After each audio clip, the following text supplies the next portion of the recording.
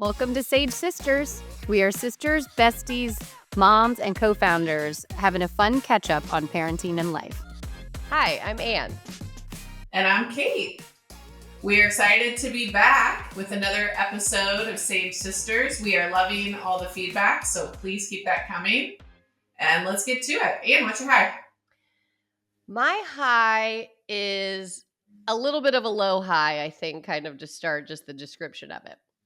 But I have always fluctuated, especially after the third child, probably 5 or 10 pounds, depending on what's going on in life, depending on how focused I am. The holiday season, as everybody knows, is just the time where that kind of gets away from you. We've talked about it before. But I'm always like punishing myself when I'm on the higher level. So I'm like, I'm not going to buy anything. I'm not going to buy anything new. I flipped the script and I went out and bought a couple pairs of pants that were a size bigger. And I'm feeling so good. I love them. They're comfortable. I'm not stressed. We have so many like different holiday or family events or going out with friends. And I like before I did this was like stressing trying to find an outfit. And it just feels so good. So I'm not like totally Tyra Banks, like, kiss my fat ass body positivity. Oh my God, I love that. But I'm here for the body positivity a little bit. And it has just changed my whole perspective on this holiday season. And I'm like liking going out. I'm just like feeling more comfortable and I look better. So God, amazing. Good for you. And is there any worse feeling than when you try to squeeze in and try to get that top button and it's just too tight? Nothing worse. And like high-waisted is flattering on me. Usually that's just like kind of what feels good.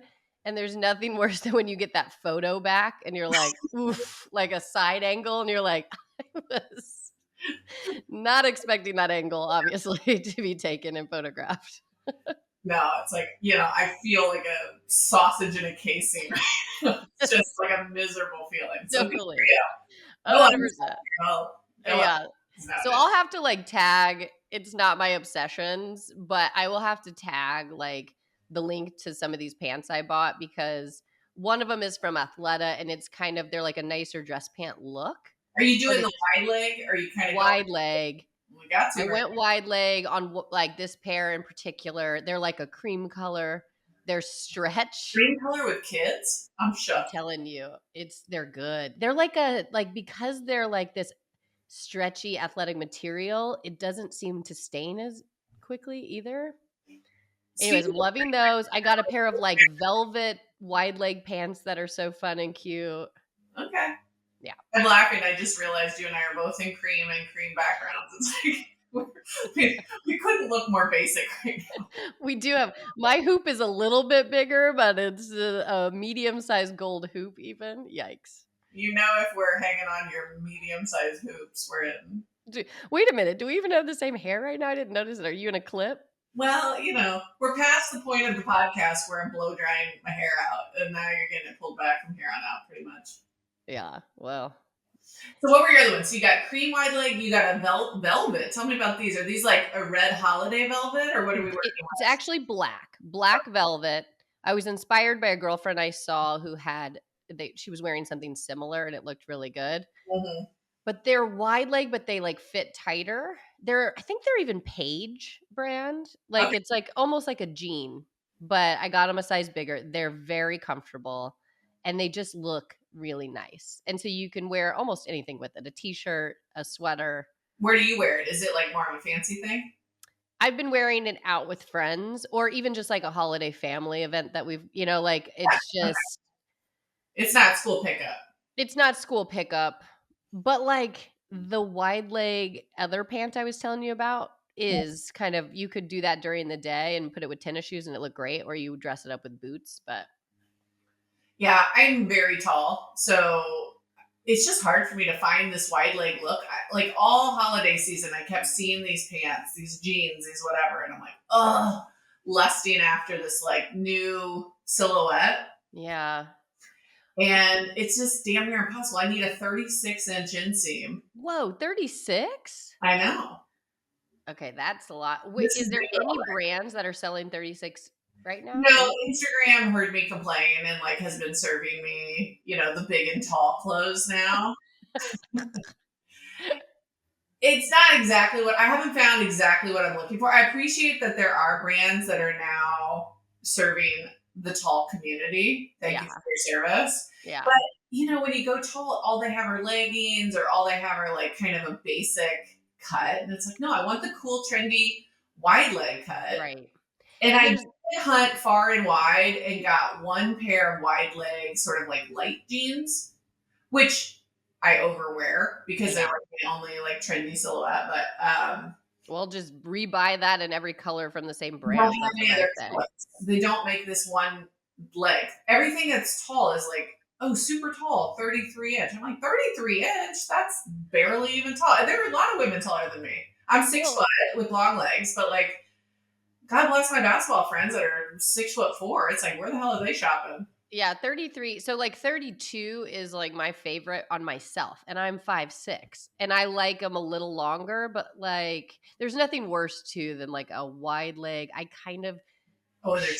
shrunk one of my like wide leg sweatpants, and I still try to wear them, but every once in a while I'll look and it's like just a little too short on the shoe. It's awful. I know. I had one of my favorite podcasts, this podcast, Bad on Paper. If anyone likes to read, it's just great and very similar format to ours, you might notice. But Olivia Mentor, who's one of the hosts, is 6 foot tall. And so every once in a while, she'll give a recommendation that I'll go check out. Because I'm like, okay, this might legitimately be tall enough. Right. And she recommended these Target pants last summer. And I raced and got them. They were almost long enough.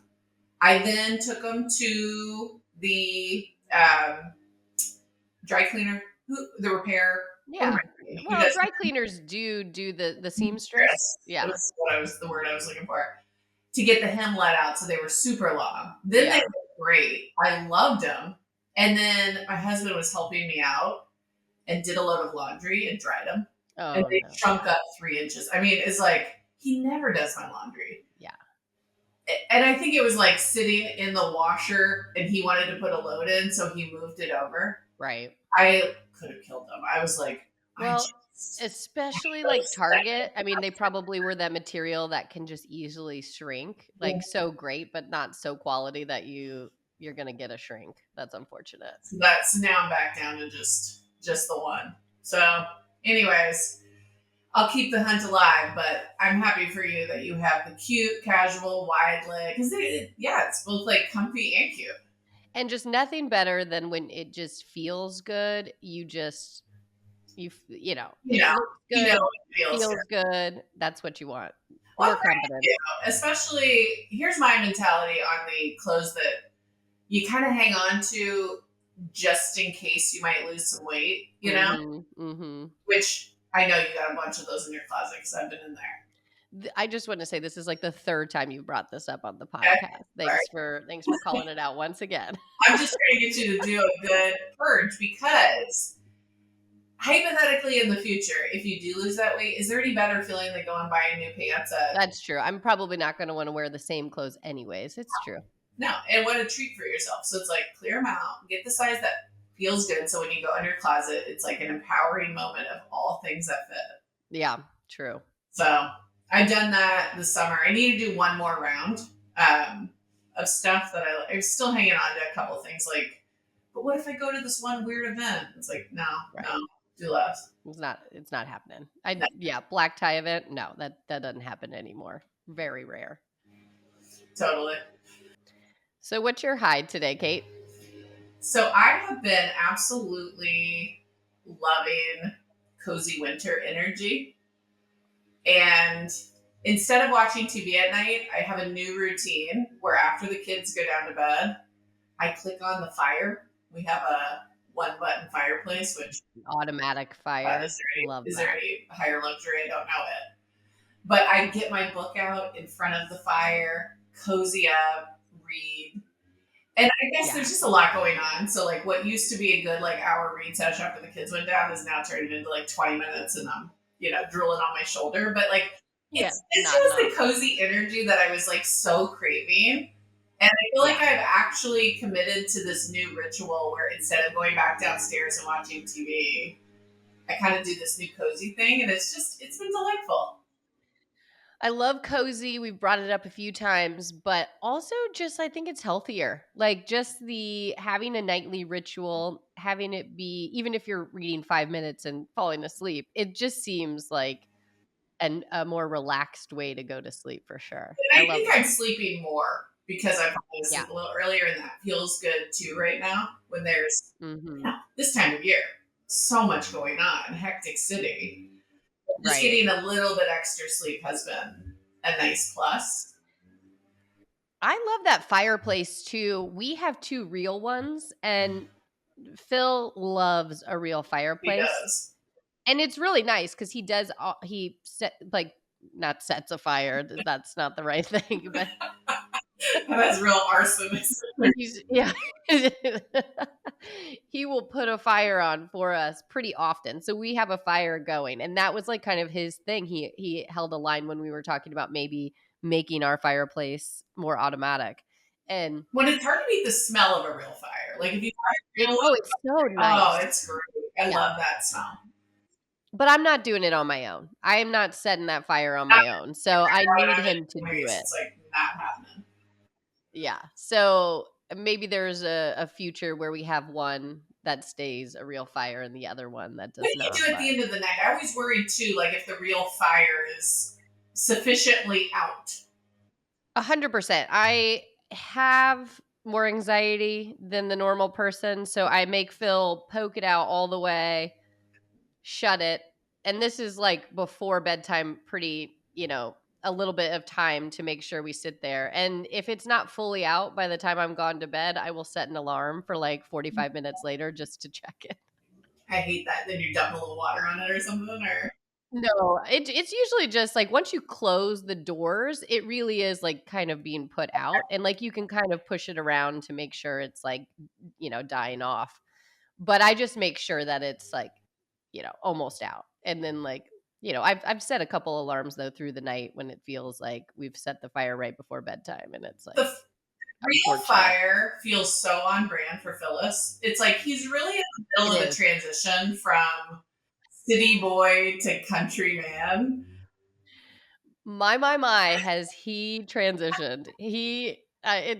It's just so funny. Like he's wearing flannels, he's got a bigger Yep. beard, he loves his truck, he loves to do the Uh-huh. yard, he grills. What are the other things? Yeah, it's like the yard is a huge one, but it's like, yeah, he's an outdoor guy. He wants chickens and animals now. I mean, he Yeah, used to have a dog in a city, and now all of a sudden he thinks he needs like farm animals. right, Yeah, exactly. It's always our recently ongoing. too. He was testing it out. Yes. He said he wanted to check the like bucket list of like say he's done Yeah. it. And so he went out with some people that do go often, so they had all the gear. That's the way to do it. He had people telling him kind of how to do it, what to do it. But he's just it's funny. I never saw that for him. From the guy who wouldn't fix a light bulb in Santa Monica to the to the guy who's now our Fire. outdoor. Make it cut. He's probably cutting down his own trees for the wood. Well, we do have a wood guy actually where in Franklin, there is kind of people who are on the side of the street that have trucks that this is what they do. That you kind of can get like a truckload of firewood for the Oh, winter, okay. and it's really a good price. And so we've been using the same person over and over again, but they have some health issues, and so every year they'll drop it off and we basically end up unloading it ourselves. And one One year Phil delivery wasn't a year here. kind of thing, like a huge delivery. It's like a one truckload delivery that gets you through the winter, and Okay. so but it's like $150 for all this firewood. If you go down to even the grocery store, you get just like a pack of whatever for 15-20 bucks. So it's a great deal, and it's good wood. But, every year I laugh. I remember specifically when I was pregnant with Lily. I was like 7 months pregnant, Mm-hmm. and they showed up and he was golfing.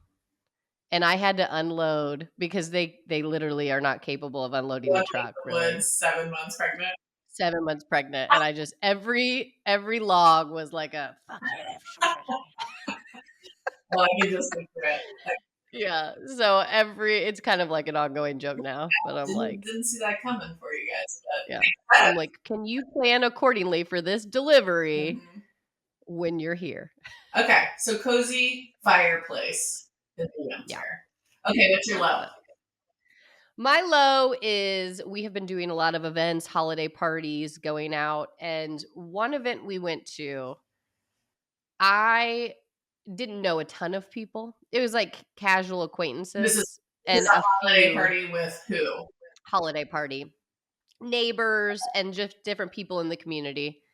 And I was acting like I do a lot, where I just turn into like, I have a shtick. I'm walking around talking to everyone, schmoozing It's just them, doing my whole like, oh, if they're not talking to me, I'm going to introduce myself above and yeah. beyond. It's the Tom Endress. It's our It's the Tom Indris. Our dad is very charismatic. And I feel like in any event, party, or quiet moment, we come in with like a Tom Indris, like, we'll fill the space with do that noise. better than I do. I try sometimes, but it's like I gotta really put a lot of energy. I feel like you really have a switch that's real easy to flip. Well, it's the sales in me a little bit, but I was just selling myself, I guess. I don't know. I was just on one. And about an hour in, one of my close friends who was at the party was like, do you know you have a spice in your tooth? And I was like, what? What do you mean? And My I went to the mirror and it was not just like a tiny little, it was like a black spice right it center. looks thinner. It's even more. Center, not even side, center. And it was just like, I hadn't even had a bite for at least an hour. So I know it was in there for quite some time. And I have no one said anything. spice rack. Like, you do have a spice rack. That, I mean, I always am commenting, but like usually I'll point it out to you if I see it, right? On Like, our very first podcast. Do you remember yes, this? I looked I back at the forgot. YouTube video and I was like, do I have a spice in my tooth on this entire podcast? I did. It it felt undetectable in like the way we record, like in Mhm. the hosting podcast recording system. I couldn't see it, but then on YouTube video, it was very apparent you had a spice in your tooth. You were almost dead to me for not saying something. Well, I didn't see it. And after this moment, I now feel awful that I didn't say it to you because it was just one of those moments where you just start going back thinking, how many people did I speak to? And no one said anything, but it was so obvious that no one could have not seen it, But also, where is the? I mean, I'm glad your friend finally told you, but like, Totally. we need to change culture. If you see a spice in the tooth for a total stranger, you say something immediately. It wouldn't embarrass me at all if someone said it to me. What was more embarrassing is the after the Connecting. fact. I would have said thank you Yeah. so much. That could have been so much worse. I could have pulled a Tom Enders at this party for 90 minutes before finding out. That would have been. Yeah. Well, and after reflecting, you're like, well, no wonder they were quiet. They were probably absolutely distracted by the large thing in my middle teeth. Like, it was just, That's funny though. yeah. Well, that was a low. What was your low this week? Well, I'm sure a lot of parents can relate. There's so much going on right now, but one of the things was a couple weeks ago, my son had his kindergarten holiday concert. Oh, yes. And all of a sudden, he has been very into having opinions about his outfits.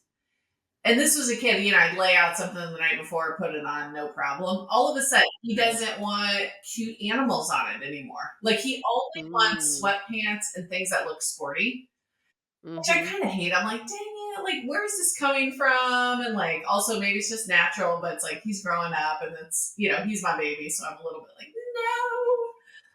Well, 6 is, it's just maybe the time. I know. Yeah. But when it came to this holiday party, of course, I had laid out slacks, his nice shoes, a button down, and a sweater. Like I'm on, full cute holiday concert outfit. Yeah. What did Cal say? Absolutely not. I'm only wearing sweatpants. I'm only wearing a t-shirt. I couldn't even get him in a polo shirt. Yeah. And he is a real sensitive little guy. And I have seen this routine before where if I kind of go to the mat on something and he disagrees and he kind of gets kicked off kilter, there's a real good chance he wasn't even going to do the performance. So I was like, I had this moment where I'm like, I know. You gotta pick your battles. I know. But there was like the whole kindergarten class, 3 classes, every parent in the, we call it the MP multi-purpose room watching this performance. Every other kid is in a sequin dress, suit. I saw suits, velvet suits. I saw the whole shebang. Well, And then you have Calvin, red sweatpants with a hole in the knee and a gray t-shirt is all I could get him to wear. And I was like, you know what? 2 tears in a bucket. Fuck it. here's the thing though, is it's so relatable. I mean, if you are a parent and you haven't dealt with that, family photo, holiday event, like program at school, whatever it is, somebody has dealt with that at one point or another with that, every child. I know. So like it was probably super relatable, but I do feel like I always like strive to be the family that's put together, like they look so cute in their matching holiday outfits in the picture, or they have matching holiday pajamas. And it's just, we're not that. I'm not trying to pretend anymore. We're not wearing the velvet suit to the Did you guys do program. the matching PJs this year? Because you've done that in the past, I think, haven't you? I have. I got made fun of pretty hard every time we've done it, but I still like it. Well, I went down to just the kids. So this year I got some like cozy PJs that the kids match. Left Phil and I out. Well, I know your husband absolutely hated it. So I liked it. 100%. I actually was supportive because I loved watching him just like live in a squirmy state. We still have Lily who's little, but now that the 2 are getting older, I feel like I can get away with it less. Like when we had younger kids, I feel like it was almost like Phil was like, all right, let's do it. We got young kids. They'll love it. Now he's like, you're not fooling me or the kids. We're not doing this. Yeah. Not a chance in hell I could get Chris in matching jams. No, I would love to see it though. Yeah. Doing it for the kids is cute though. But yeah, we'll see. We got a couple more things coming up, and I'm just like, some of these are not going to jive with the sweatpants. So we'll see what kind of parenting I'm going to have to do to pull this off. Keep me posted. Yeah, keep me posted. You'll be battling that for the next few years, so settle in. Everybody else seems to get their kids in cute clothes when it matters in front of the entire school. It's like there wasn't another kid there in sweatpants, I'll tell you that. You'll have to figure out the bribery. What is it? Is it like a sweet treat at the end? Is it, He's a tough nut to crack. With Grace, it's so simple. You know what I mean? There's a quick negotiation and I'll get what I want. Mm-hmm. With him, it's like, he also has this look. It's like a sad puppy. I think we even mentioned it in a previous podcast. But it's like, he's just a little more... He's more emotional. You got to worry a little bit more about the like meltdown of it all. Yeah, the meltdown of it all, right? Which is where you don't want to push it. So it's like, pick your battles. Is sweatpants at the holiday party the one to fight? Probably not. So well, that's what I picked. I just wanted to put a little bit of a sign on him to be like, my mom didn't want me to wear this. Yeah, this was on me. This was on me, everyone. Just like, oh, we're not that sloppy. I guess. All right. Well, let's dive into the topic, and this is your week. Yeah, I was thinking and reading a few comments, but also just it seemed like people wanted to get to know us better. So I came up with a few questions. The way you and I answer questions, I didn't think we could possibly get through 20, but I figured let's start with a few and let the audience sort of get to know our backgrounds and vibe a little bit better. What do you think? I love that. All right, cool. So I'll tee up the first one. Okay.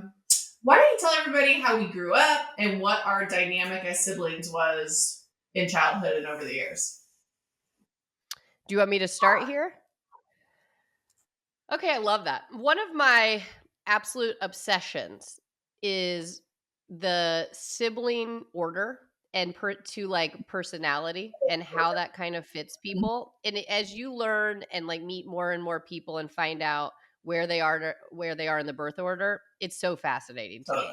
And I do feel like you, Sarah, and I match that very well with just like kind of the generic,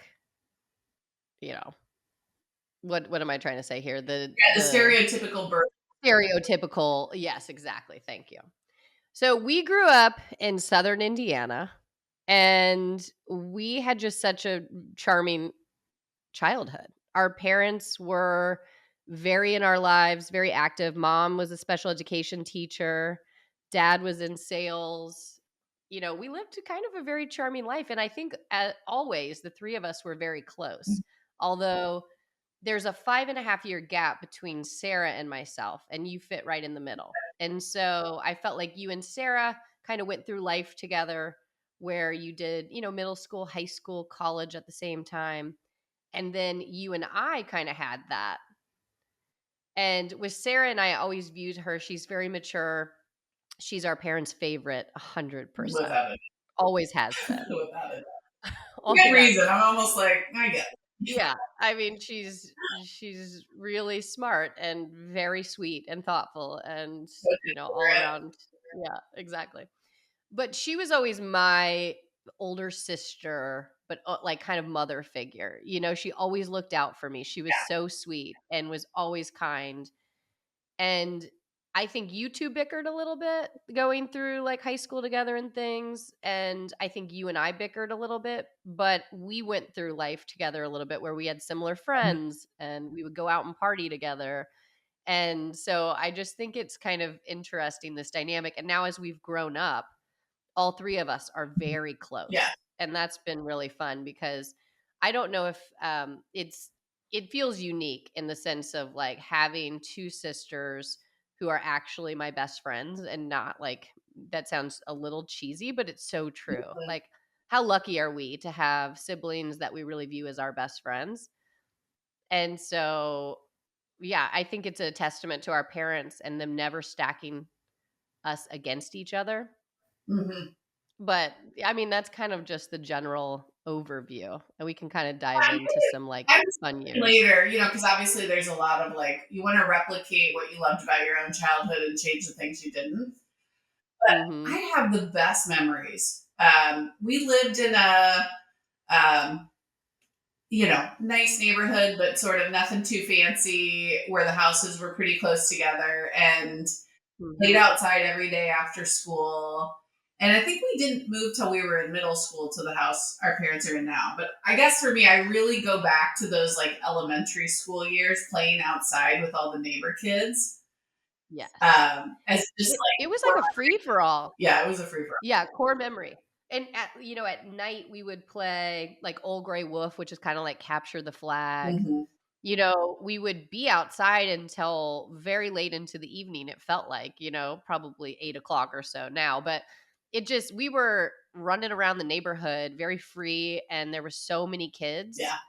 It was really fun. So we did have a bit of a free range childhood that I have like the best memories of. And it's kind of relevant to what we're doing now, because I'm trying to think of like the modern version of free range childhood that we can do and pull off. And the culture shifted. There's not as many kids out in the neighborhood, so it's like you have to work harder to convince other parents to like come along with you on this, or set up play dates and get them outside or whatever. But I think I am sort of chasing that amazing outside all the time. I have the best memories playing pranks on the neighborhood boys. Yes. I have the best memories playing basketball outside with all the neighbors of different ages. So it's like, well, and it was like we had to deal. It wasn't always like, it was a little rough at times. Like some of the older kids would kind of push on you or, beat up on you at different times. Like, but that was fun. Like I look back at that as a whole as like, it really like helped us. It wasn't like rainbows and butterflies always, but it was so fun. Like, I don't know. Well, it made me tougher. That's for sure. I was just going to say, speaking of birth order, you were like one of the younger ones, I feel like, in the neighborhood. And I remember the girl down the street spit on you and you got into a couple tussles. Stacy. I won't say her last name. It's Stacy. She spit in my hair. So, yep. That's so. Yep. Yeah. And the birth order thing is really funny though too. I mean, Sarah is a classic oldest. She loves a rule. She does things by the book. She's incredibly book smart. She's very kind and thoughtful, and I never wrong. If you ask her, never wrong. Her and our mom are a lot alike. My mom is also an oldest, so I can kind of understand their connection too. Right. And, she was the only one of us that like moved back to our childhood town. And, Right. of course our parents Mhm. wish we would as well so they could have all the grandkids around. But that does change the dynamic, I think, between them. And I'm honestly grateful that she did. Um, and I know later in life when the stages change, like she'll be there to help take care of them. And that's just how it's going to be. Yeah. But she's Yeah. amazing. We'll have her on a future podcast, and That would be I'm sure fun. she has plenty of stories. But I loved being a middle. I know I can be like a disgruntled middle, but it's like I love that I got close relationships with her, and we were close and still are. I love that you and I had years where we Mhm. were close. I can remember fighting with both of you. Um, Right. I think if she were on here, she'd probably tell stories about when I sold her clothes without her knowing as a little side hustle in middle school. Yeah, I mean, absolutely insane if you just say it out loud. It's like you took her clothes and then sold them and kept the money. Like, Well, I guess you I love your like spin on it. Like this is how you started entrepreneurship, but it's a little like ooh. I'm pretty sure it was things that she didn't really want. Mhm. Of course. Of course. So yeah, there were some tussles, and she was like honestly so book smart always too, like so academic that I do think I sort of was like looking for my home and path, and kind of went more sporty. You always are trying to like find your Mhm. lane, and so because she was Yeah. already that one, I sort of went over here and ended up being sports, and then you came along and academics were taken, sports were taken, and you kind of just chose wild child. I feel like What'd you have left? Wild. Have fun. you were wild though, even as a little kid. I remember you running naked through the neighborhood. Speaking of wild. Yeah, I hated clothes. Hated clothes. So I will say, it's interesting to hear you say that because I've always obviously seen it from my eyes. But it's like Sarah and you are very book smart. Like you always, A's across the board. Didn't really try. Sarah really thrived academically. Full ride to college Mhm. for academics. Then you come along and you and I even played on the same sports teams too. So I was good at sports. I just never pushed myself to where you were very like hard on yourself. You practiced all the time. You were Too, really pushing yourself to get to the next level. too. And yeah, so you had great grades and then you were like the star of all the teams. It's like, I just had to come in and mix it up. I'm not gonna try to compete with you. I'm gonna have my own, sports Well, career, we already talked which I about have to like your wings. yeah, you clip my wings. I could have played in college, but guess you didn't want me to, so I decided against it. You have the most of our dad's life of the party vibe, though. Like, how many Mhm. weddings have you been in? How many people think you're their best friend? More, Yeah, I more than think any other human I I've ever witnessed. yeah, I feel like it's obviously tapered off as I've gotten older, but I do think it's around 17 or 18 weddings that I've been in.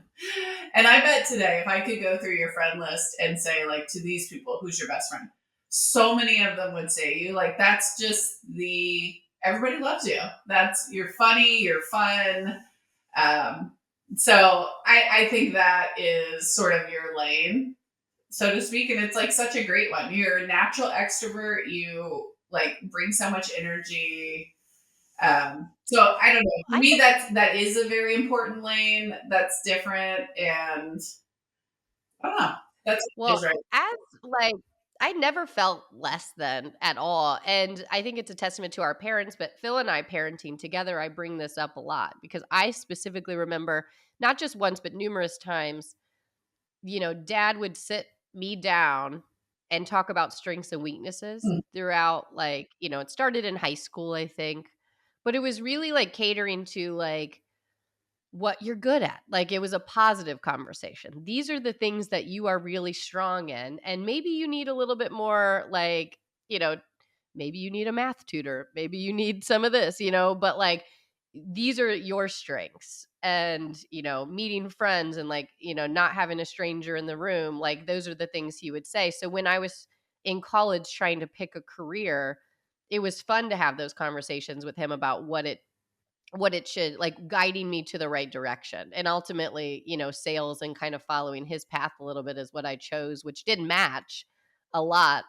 But he did that with you and he did that with Sarah. Mhm. And I think that's why we never felt put against each other. Yeah. I will say they did. That's, I'm chasing a few things from our childhood, but I think our parents, well, first of all, I just think we're so freaking lucky. Our parents love us Mhm. so much, give us a Mhm. really stable, healthy dynamic. Kind Mhm. of joke. We all are very confident, probably the most confident women that I know. And even when Too I just, confident. yeah, that's what I joke. It's like, we're too confident. Yeah. I think I'm like 100%. really beautiful, and then I see photos back. I'm like, what? It's like I have rose tinted glasses on myself. Right. Not a bad thing. Not a bad thing. Well, I certainly fit with entrepreneurship. Yeah, Like who that's could true. start a company that goes against Meta, Google, and Apple? Oh, I think we can Yeah. do it. Let's try it. I will say I have always been and still feel like that confidence. We call it the Endress Yeah. confidence, but entrepreneurship has pushed that a little bit. Like I have had a lot, a lot of sales rejections, but the just overall can we or can't we pull this off type of vibe is interesting. It's really pushing that confidence. Yeah, we'll have to do a whole session on what it's been to work together. And Yeah. But I actually go back to when we were playing basketball. Those are some of my favorite memories because or volleyball. We did both. But we would ride in the car to practice together. You would drive and it would be one of your friends or something in the front seat, Laura or whatever. We just had so much fun. We'd listen to music, we'd go to practice. I specifically remember being such like a sassy, the coach, all of our plays, especially basketball, were like, pass it to Kate and she'll do something cool, and it was like we'd just be practicing on like a Saturday morning and the coach would be like, all right, run this play. Angie, you know what it is? And I'd be like, yeah, it's pass it to Kate. She'll figure it out. And I would get in so much trouble from Coach Dockery. you were sassy. Well, and I think we have to kind of come clean on the dynamics. So, like, I really couldn't stand you for a few years in middle school. Like, was Yeah. it like always, oh, we're obviously best friends and get along? Like, you were an absolute bitch. I like I like to to think poke you. I knew how to poke you to get the reaction I needed. I And you feel like it weren't, was sixth grade through freshman year, you were a terror in my mind. yeah. And we just, I don't know, Right. that was the thing. I felt close to Sarah. I think she and I both couldn't stand you through those years. Well, you guys were getting a little older. I felt stuck in middle school. We went to a Catholic school that was literally K through 8th. Yeah, And I think we all struggled a little bit during that like 7th grade, 8th grade, because you're kind of over the smaller school wanting to move on. You've been with the same 30 kids the whole time. I mean, it was super small. And 7th grade is 100% the hardest year for females, just totally. emotionally. Like you're dealing with all of the hormones. It's just a tough year. And I'm sure it's going to be a really tough year to parent as we get closer to that. Mhm. I'm sure Sarah will have a lot of topics on that now because she's kind of dealing with it and we're seeing it. But it's just a difficult year as kids are growing and trying to figure themselves out. So I fully own that I was a nightmare. And also like kind of appreciate that I pushed the issue with you two because I'm sure you guys were leaving me out of things at the time. Well, and I think when you're youngest, you grow up faster. So you were Yeah, extra ready to get the hell out of there and like live a full life 100%. Yeah, because you were hanging with 100%. us. But I will say, Hmm. I'm so well, and I have this memory where I was like, had my license and I was supposed to drive you around and you were never ready on time and you were making me late for everything. But anyways, Yeah. good thing I'm not holding on to that anymore. I'm sure my high school bestie, Liza, will have a lot of conversations with you about that because she always used to make fun of me. She'd be like, okay, you have to be here at 3 p.m. I'm like, great, great. It was like 2:59. She calls me. I haven't even left yet. She's furious. But when we got to I, high school together, when you were a freshman, I was a junior. You were still wild. I don't know how deep you want to go on that, but you had some situations that I think put our parents in a pretty uncomfortable spot. Honestly, I now looking back, I'm sure I was like middle of the road, but wild for our family. Like I drank in high school, I partied a lot, but I was never into drugs or doing anything too crazy. Like I, So, like on now looking back, but at the time I really pushed the issue with our parents who were, fairly conservative at the time. And, I was the no filter. That I guess that's kind of my personality now too. You would hide things. It wasn't like you weren't going out and partying, but you wouldn't say things to the parents. I would come home and be like, "Yep," yeah, I was smart you enough know. to sleep at somebody else's house. You'd come home What? wasted. It was like, fool. Well, I just, I like to be Well, honest. That's where I'm at. Always been an honest soul. totally. Well, we became really close, I think. For me, I remember junior and senior year sort of flipped it. And Mhm. then, and you were so social and extroverted, and your crew, like, was super integrated in all the cool stuff that was going on at school. I can remember being like, "Hey, Ann, what are we doing tonight?" Like, Yeah, we would go to the same go to the parties. same Yeah. parties, and I have really good memories of those years. Uh-huh. Well, and I think that's what like let's fast forward a little bit out of high school. We all kind of went separately into Mhm. college, but still, obviously stayed in touch a lot. But then when you and I reconnected, when I graduated Purdue and we reconnected and lived together in The Chicago, best years.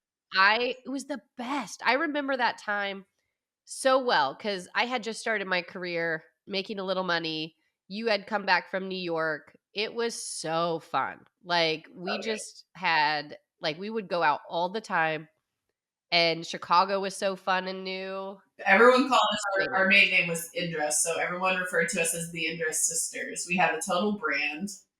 Yeah. We played all the intramural sports there. Oh, yeah. Oh gosh. Sometimes I do have a little bit of like, take me back to those 2 years I ago. I know. had Simple so fun. times.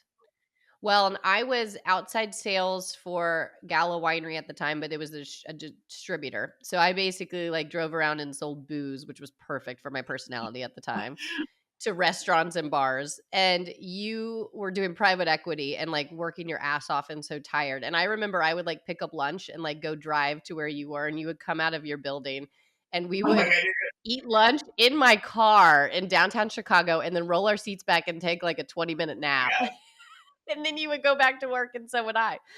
Great times. I remember those too. Can you imagine if you walked by a car and looked in and there were two young women napping? I would laugh, but that I can Or you'd be concerned. You'd be like, "Are they okay? Like, what's happening there?" I love our Chicago midday naps. Oh.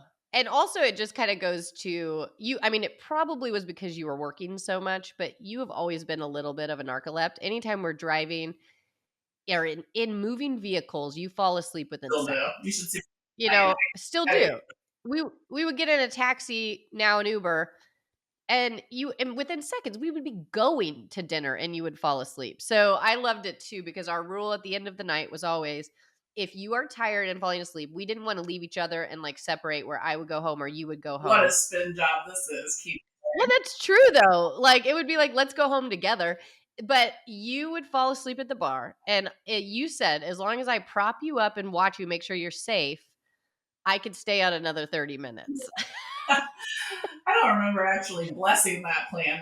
I would just fall asleep and didn't want to leave. She just dumped me in the corner until she I have so many took me pictures good of me like grass. smiling with you passed out in the bar just because you were so tired. It wasn't even because you were drinking too much. You were just so Well, tired all the later in time. life, I learned I have like sleep apnea. It's like all makes Yeah. sense, but Sleep apnea with just like a little booze and you were right to and a sleep. little jiggle like a car or an airplane. To this day, Yeah. like put me in a movie vehicle. See ya.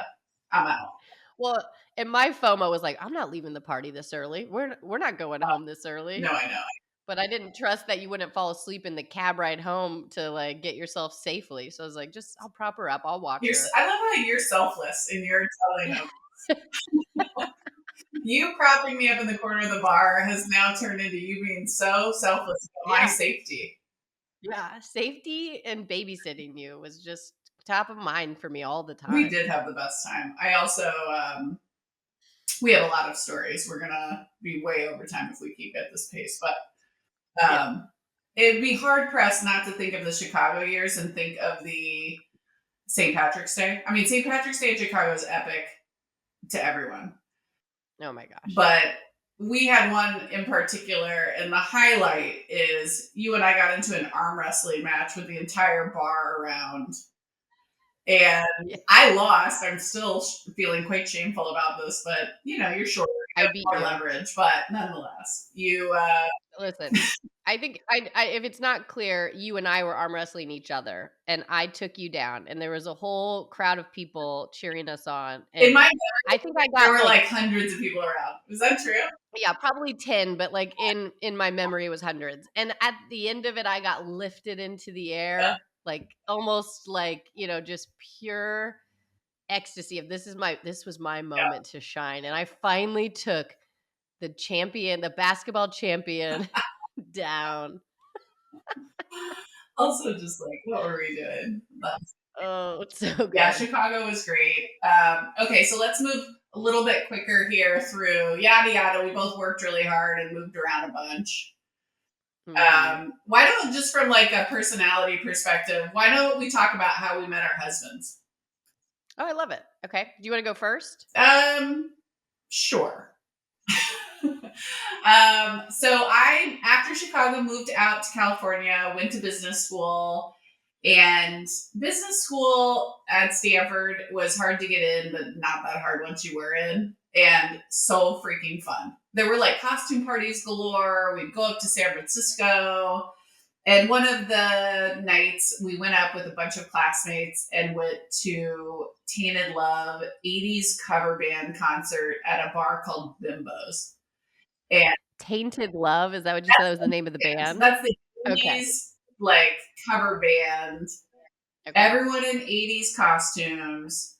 So, and we took, I think maybe I was living in San Francisco that summer, come to think of it. So I don't think we actually came from school, but it was like just a ton of people. It was like a ton of classmates getting together for this concert. And as you like to say in Chicago, the more I drink, the taller I like my men. 100%. 100%. You would basically scan the bar and just like tallest human, no matter what Yeah, we were there's, getting, was who you were targeting. I think there's some truth there about like what starts looking good. Yeah. Suffice it to say, I'd had a few cocktails because Chris is 6'8", but we ended up kind of catching eyes over a sea of people dancing to 80s cover band. I weasel my way in there. We start dancing. Hey, can I get you a drink? We hung out for what I want to, who's to say? But I want to say more than an hour. And, drinking, dancing, hanging out, making out on the dance floor by the end of it. Awesome. So good. I think I was in a leotard. He was in like a pink suit. Like, just, we looked insane. Yeah. And then I can remember being like, okay, I gotta go to the bathroom. And this place was like kind of big, almost like, it's like way on the other side. So I was like, I'll be back. Like, so go to the women's bathroom line. I later learned one of my friends like went up to him and was like, what are your intentions with my friend? I was like, I'm gonna hurt you. Love that friend. Everybody needs that friend. Oh, cock block. But the bathroom line was like 45 minutes. By the time I came out, he's gone. No sign of him. Name was a little fuzzy. Didn't get the number. You know what I mean? I was just like, oh my God. And I remember the next day being like, what a misconnection. At the time, like, there was like these Craigslist misconnections. This is dating me, but I was like, I almost wanted to do one. I was like, I remember it just being like, I was so mad at this friend too, because I accused him of running him off. Yeah. But anyways. Well, and now we know Chris's personality, which is he was just like over it. He was just over standing there waiting. It's like, whatever, I'm out. Well, I think he was with a big group of friends that were moving, and he's just so chill. He's like, that was okay. But that was that. So no names, no nothing, whatever.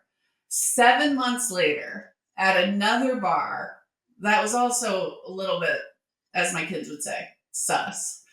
In a large city too. This is like meant to be, in my opinion. Well, and neither of us lived in San Francisco, which I think like takes the fate up to another level. I was living in Palo Alto. He was living in Walnut Creek. These are actually an hour and Yeah, a half from each other. right.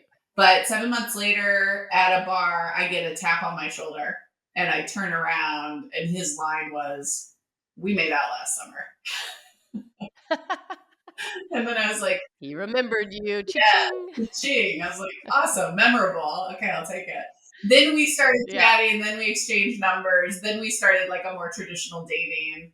But again, we Yeah. had this short distance relationship for, I want to say, the better part of a year because Yeah. That's a long time. yeah. So, but it was kind of nice. Like it was like this forced. We weren't able to go kind of all in, but then we would start to like plan weekends, and every once in a while I'd poke up there, and I have really I love great it. memories of like our courtship from there. And I lived in this crazy house with all these roommates, and he'd come down, and but it was just so fun. So, anyways, that's how Chris and I met. Yada, yada, yada. You're married now how many years? 11. 11. Is that Wow. right? Hold on. Yes. Yeah, I think, Yeah. 2013. okay. Mm-hmm. 11 years. Uh-huh. I know. Your wedding does not seem like 11 years ago, that's for sure. Time is flying. No. And just the best. I'm so lucky. I have a great partner, but we're good for each other. We're total So well. opposites. Mhm. But yeah, I picked a good one. What about you? Tell us about you and Phyllis. So Phil and I both moved to Santa Monica within a couple months of each other. We had no knowledge. I was coming from Florida. I bounced around about every year and a half to 2 years with my winery job. And so there was a position in LA and I didn't know anyone. So I was just going for it. And I picked Santa Monica because I wanted to be kind of beach life. That was kind of my vibe coming from Florida. So I was like, that feels right. So, anyways, moved there. And I was trying to find ways to meet people because I didn't know anyone. And so I joined this CrossFit gym, which I had never done CrossFit before. But I had always done, boot camp style and whatever. And this gym opened up around the corner from where I was living like 2 months before I moved there. So it was fairly new. So I went in, they had a big promotion and I joined and, that was kind of the start. 3 months later, he moves from New York. His job took him out to LA. He didn't know anyone. He also joined this same gym. And we kind of like would see each other in the gym, but it took a few months. And because the gym was new and this is kind of a transplant area, everybody started to hang out. It became this community that now, like, I look back on as just the best too. Like, this was also like, we're still in like a fantasy football CrossFit, group. And our text string the other day was like old pictures from that time of life. And they were like, you never know you're in the good years until you're out, I that think type you of did know thing. you were in the good years, though. Yeah, I mean, it was so great. And so, anyways, we had this huge friend group. We started to hang out, and Phil was a serial monogamist and always had a girlfriend. So I thought he was cute, but we just really became friends and hung out with the same group of Mm-hmm. friends. And fast forward almost 3 years, he had just broken up with a long-term girlfriend. I was always single, so I was single. Nothing new. But we just like one night were the last two standing in the bar. Mhm. And we just started to talk a little bit more seriously about life. And it was just like, I went home that night thinking, that was kind of like a really nice conversation. And he then just started to text a little bit. And so it progressed. And so we didn't tell our friends for a couple months, maybe not that long, 2 months or so, because we didn't want it to be weird. Mm-hmm. And we just started to kind of date. And there was some like hiccups in the beginning of like, are we or aren't we dating? Going from friendship, like real friendship, to relationship was kind of strange. And so we had to get through kind of some awkward moments of like even Romance like, trope. Friend. yeah, it was like I am attracted to him, but this is kind of funny. It wasn't like, I just know him so well. But we say now, like, our friendship core is what makes us so strong. Mhm. And I knew everything about his old relationships, good, bad, all of it. And same with my dating history, which was not quite as, intense as his, but it's just like when you know somebody so well, you don't have to do that at the beginning of dating. There was no hiding who we were. Right. And so we had then started to like really date seriously for a full year and decided to move in together. And then we found out we were pregnant. And so I knew I wanted to marry him, but it pushed us to kind of say, like, I think we should get married now. We were already like living together.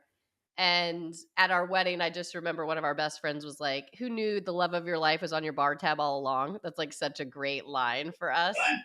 But we look back with like Ace, really, our first son, we both had personalities that it probably would have taken us at least another year to get to that stage. And it kind of pushed us to the next phase.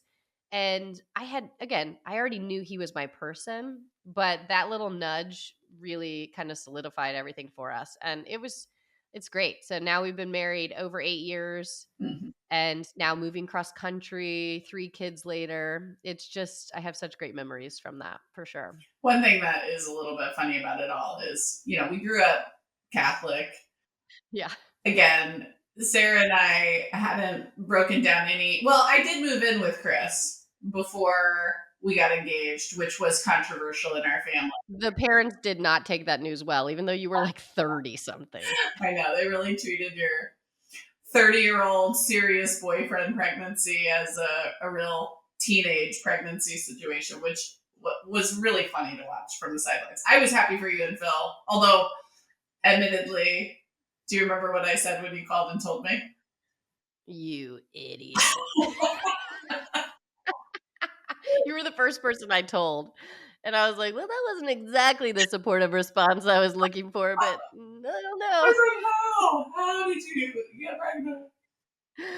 Well, and going back to the parents, I have always been the wild child, as we said. And it just was like icing on the cake or the cherry on top to be like now, again, 30 years old, 31 years old. Yeah.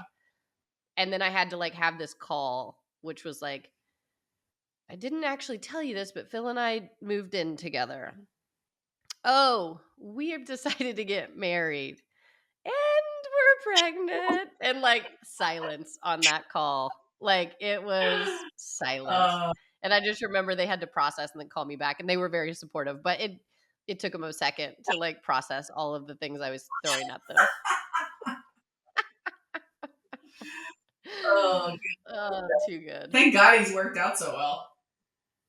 I know. I mean, it really was, there was no question in my mind, which like I don't know if people like it sounds like something you just say, but I truly knew. Yeah. But there was no question in my mind he was my person. It just was a different path than the usual. Okay, cool. Well, I love how on my questions of what was it like growing up together, what was your dynamic, what about your early careers, and how did you meet your husband? We got through 3 questions, but we're at time. And then some. So we'll have to do a part 2 maybe later. Okay, love the it. other questions. But I think for our busy mom listeners, we gotta keep it at pace here. So let's move on to the end matter of obsessions. What do you got? I have a couple, Okay. but they're short. So I'll just say one of them is not really like a huge obsession, but I'm always looking for a show that Phil and I can watch that we really like late night when the kids go to bed. Yeah. And we're usually into like spy type shows, different things. We loved the whole Jack Reacher series, which was actually really good. There's a new series coming out. So bad, so good. Yeah. And Jack Ryan, like all the Jacks, we love them. But we found this show called The Black Dove on Netflix, and it's got Keira Knightley in it, and it's like spy-esque. Anyways, it's giving. It's really good, and they don't like. It's not slow. Some of the spy shows lately I've watched feel like they drag on for a while. They hit you. It's like every episode is like there's something going on. Fan. I don't know. I feel like she overacts, but how's she doing this one? I love it. I thought like, in fact, we even said the acting is so good. Okay. Like, yeah. So check it out if you are into that type of show. It's a good one. Here's what I can see for my marriage. I'm going to go to Chris and be like, let's watch The Black Dove together. He's going to go, yeah, I already watched it. Already seen it. We're reading He will Stairs by the Fire, and he's crushing Black Dove episodes down below. Well, we did it together. He will like it if he hasn't seen it before. Okay. get on it. Mhm. The second obsession, which is kind of humorous because Phil has been making fun of me for it, is I got this cryo roller. It's from Target. Like gold. Basically, it's like an ice, like the fancy ice. It's like an ice holder. So you fill up with water, you put it in your freezer, and it like twists off. But they call it a cryo roller. It feels like this is a piece of ice. Anyways, I love it because it was like so cheap at Target, and I've been rolling it in the morning over my like dark circles and bags, And and I love it. I mean, it's like waking me up. It might be placebo effect, but like I am loving rolling this ice roller. Now I have the kids on it, so they want to borrow it and use my it. bags have been horrible. Maybe Um, I'll try that. it's really just an easier way, like with your grip to hold a piece of ice to drag it around your bags. And I always am like, I think it's time for a cryo roller. He's like, the name is ridiculous. It's an ice cube, But I'm obsessed. Okay. Obsessed. Speaking And then the last one is those pants I talked about at the beginning, which I will link, which is those Athleta pants. So Speaking of bags under your eyes, I did recently purchase at Sephora something called the Ordinary Caffeine Drops under Ooh. your eye. Is it working? I think a little bit. I mean, I feel like my bags have been really bad. So like I've gone from really bad to like marginally better is sort of the assessment. But hey, marginally better. And it wasn't, I think it was $15 for like a thing that lasts a long time. So anyways, try it out. I'll take it. If you like it. But I feel like the combination of this cryo roller plus the caffeine drops from the Ordinary. Just what the doctor ordered here. What is your obsession? Okay, mine's kind of silly, but it has brought quite a bit of joy to my life. And is there a better obsession than something like free that's funny? I think not. So I have started finding funny pictures of people. And I mean, like my neighbor who I hang out with a bunch, I found a picture of her from a newspaper clipping when she was in college. And she's making like a real mean face and she's like the happiest person. It's a funny picture. Another friend I found, like an old funny picture of someone, and I update them in my phone with that photo. So every single time that they contact me, I see this picture. And it's so simple. Why did I not take the time to make myself laugh a long time ago? But like, I've now done it with you and Chris, and like, it is so dang funny when you guys call and I see this ridiculous picture. What's my photo? I'll send it to you afterwards, but you're super tan. And it just makes me giggle. It was like the high school. Do you know when you had the little bob and it was like almost like a senior? Oh yeah, yeah, loved and it. You were like, loved that bob. You were like a different race, basically. It makes me giggle when I see it. Well, I've never taken the time, but I do think that I would enjoy that. I just like have to like. I guess if you're doing them one every once in a while, over time. That feels doable, and I think that would bring me joy. And what I started doing is I'm going to the spouses, like, what's the worst or funniest picture of Phil? Actually, that's a good point. I think I need to fill in a couple gaps, but it's funny, and I should have done it a long time ago, and it's so easy. Yeah. So that's a good one. I like. That's what I got. All right, we better wrap this up. Let's do it. All it. right, love you, Tan. Lilas. Love you, Lilas.